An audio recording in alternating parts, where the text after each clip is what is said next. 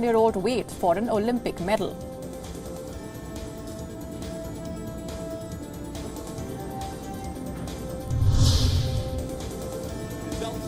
Russian high jumper Daniil Lysenko has been banned for 6 years for multiple anti-doping violations.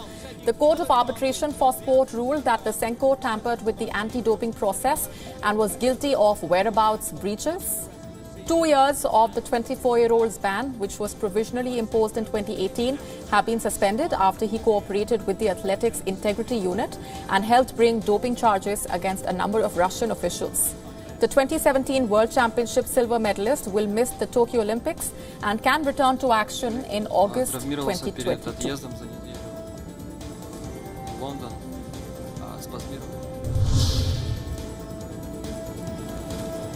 The Euro 2020 semi-finals get underway tonight with a blockbuster clash between continental giants Italy and Spain at Wembley. The Italians have arguably been the best team in the tournament so far and proved their title credentials with a hugely impressive win over world number 1 Belgium in the quarterfinals. While the Italians have had great balance to their game, the Spaniards have looked suspect at the back. They needed a penalty shootout to get past 10-man Switzerland and are yet to face a team of Italy's caliber. But Spain still have players who can unlock any opposition's defense, and they will need to bring their A-game to book a place in the title clash.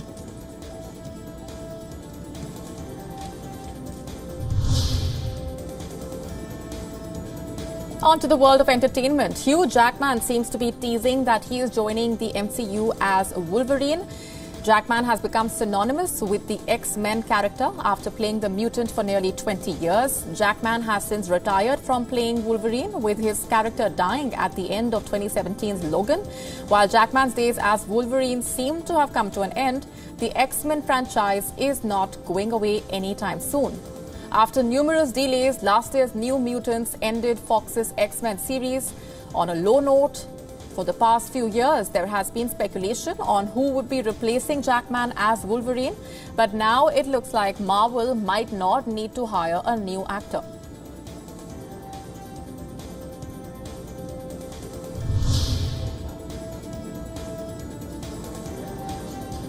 Quentin Tarantino has announced that he purchased Los Angeles' Vista Theater. Tarantino discussed the future of movie-going, commenting that some of the big movie chains that have shut down due to COVID-19 deserve to go.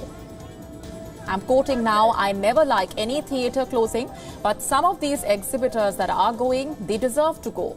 They have taken all the specialness out of movies anyway." Some of these chains, he then announced his purchase of the Vista Theater in Los Feliz, with plans for it to open around Christmas.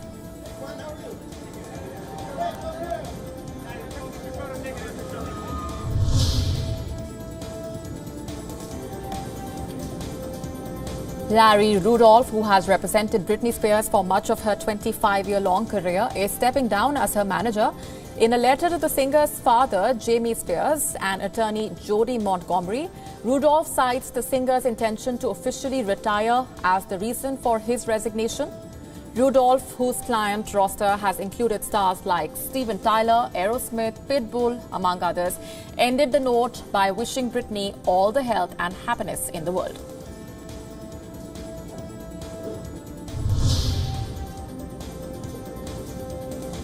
Actor, writer and director Sylvester Stallone celebrates a landmark birthday today as he turns 75. He was born in Manhattan in the year 1946. As a youngster, Stallone worked in numerous job posts to support himself while trying to break into movies. He worked as a theater usher and a cleaner when he was penning his 1976 film Rocky, which proved to be an international hit. It was nominated for 10 Oscars at the 1977 Academy Awards, eventually winning Best Picture, Best Director, and Best Film Editing. Other memorable films during the 75-year-old's illustrious career include 1989 film Tango and Cash, 1993's Demolition Man, and another action franchise, The Expendables, which has 3 movies to date.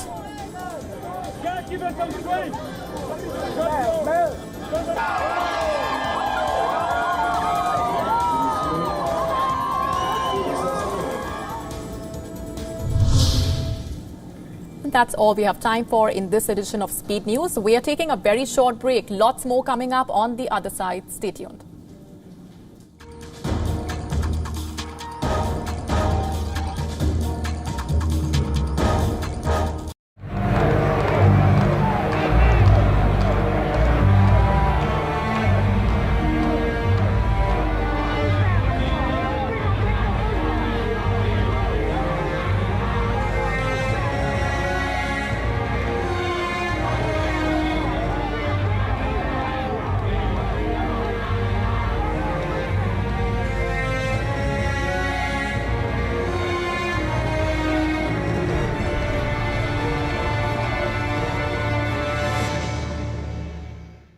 From our studios live in New York City, I'm Susan Tehrani. People from many different countries, some who have been in America for generations, others who are more newly arrived.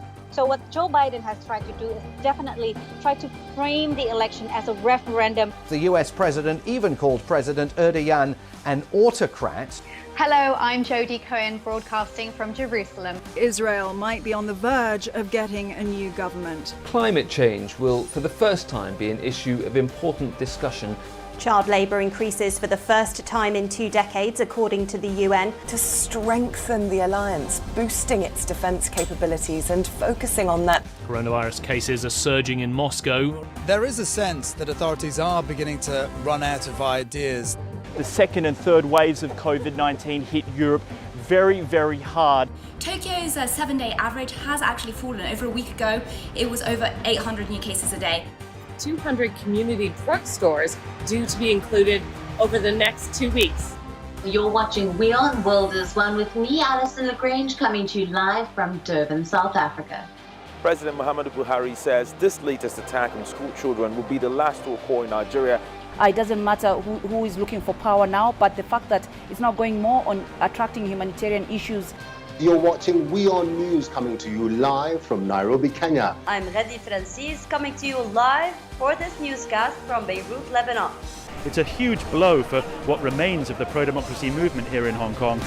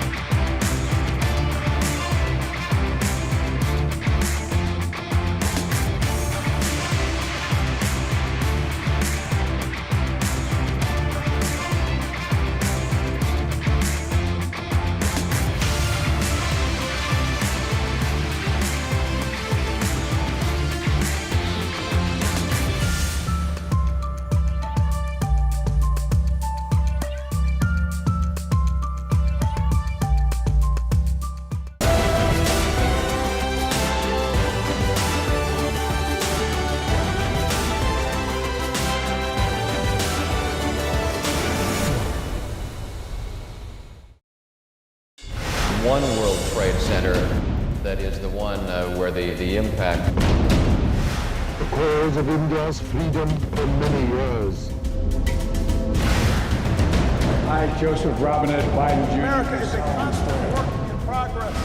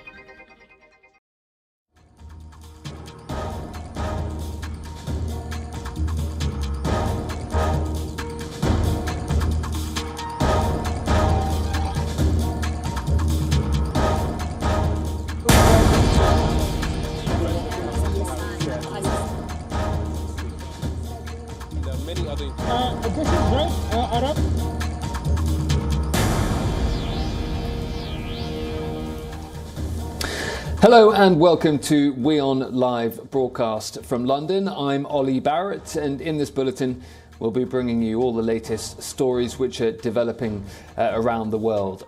One of those stories: for weeks Afghanistan has been seeing a rise in violence. This as the Taliban militant group continues to make territorial gains, some in its traditional strongholds and some beyond. But the Taliban now says it will draft a peace proposal and submit it to the Afghan government in 1 month from now. But can a peace proposal in Doha and violent attacks on the ground in Afghanistan go hand in hand? We'll look at that story in much more detail, but first, the headlines.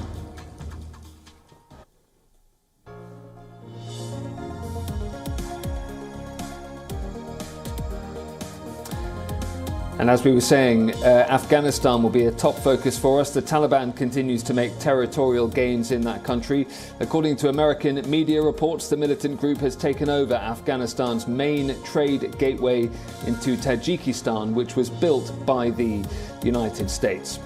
Sources suggest that amid a rapidly deteriorating security situation in Afghanistan, India is likely to bring its nationals back from the war-torn country.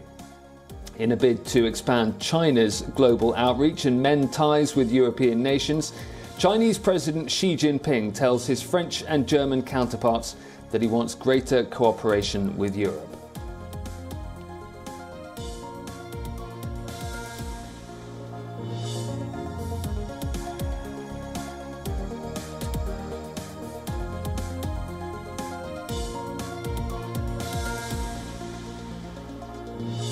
In a vaccine swap deal, Israel will deliver around 700,000 expiring doses of Pfizer to South Korea this month. In return, South Korea will give the same number of vaccines to Israel in September and October.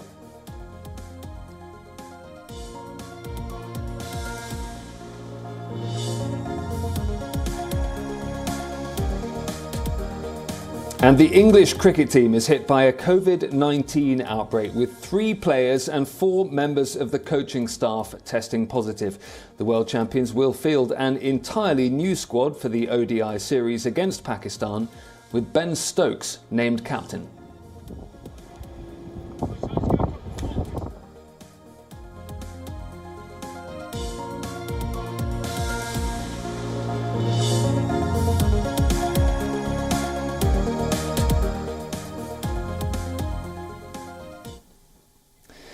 Amid a surge in violence and the withdrawal of international troops, the Taliban says it will present a peace proposal to the Afghan government by next month.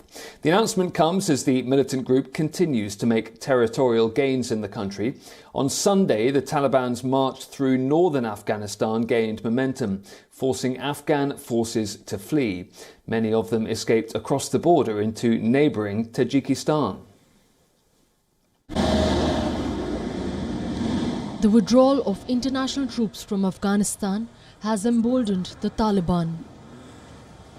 For weeks now, the terrorist group has been making territorial gains, many of them outside its own strongholds. Although the Doha peace talks between Afghan government and Taliban negotiators failed to make a headway, Taliban now plans to present a written peace proposal to the Afghan government, and the proposal could be sent as soon as next month.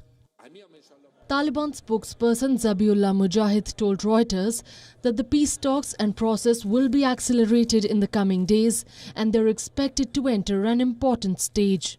The latest round of talks come at a critical juncture. Taliban spokesperson added that the group is serious about dialogue. The reality on ground, however, reflects a different picture. Taliban has control over 200 districts in Afghanistan across 34 provinces. Speaking to British broadcaster Sky, a Taliban negotiator reaffirmed the terror group's commitment to durable peace. It is a negotiated settlement for Afghanistan. I see it, there should be negotiated settlement for the country, because only in that case we can have a durable peace. It is our policy. Military approach will bring victory, but not a durable peace. He added that the Taliban will not allow attacks on the US or its allies on Afghan territory. We have this agreement of Doha Agreement. We have commitment that we will not allow anyone or any entity to use the soil of Afghanistan against the United States, its allies in other countries. The worsening crisis in Afghanistan has put its neighbor Tajikistan on high alert. Tajikistan has increased troop deployment and is bolstering its border with Afghanistan. This after hundreds of Afghan security force members fled to the neighboring country. Reports say over 300 Afghan soldiers crossed from the Afghanistan Badakhshan province as Taliban made advances. Tajikistan has also approached its allies, including Russia, for help. Russian President Vladimir Putin has assured assistance to the former Soviet nation. But the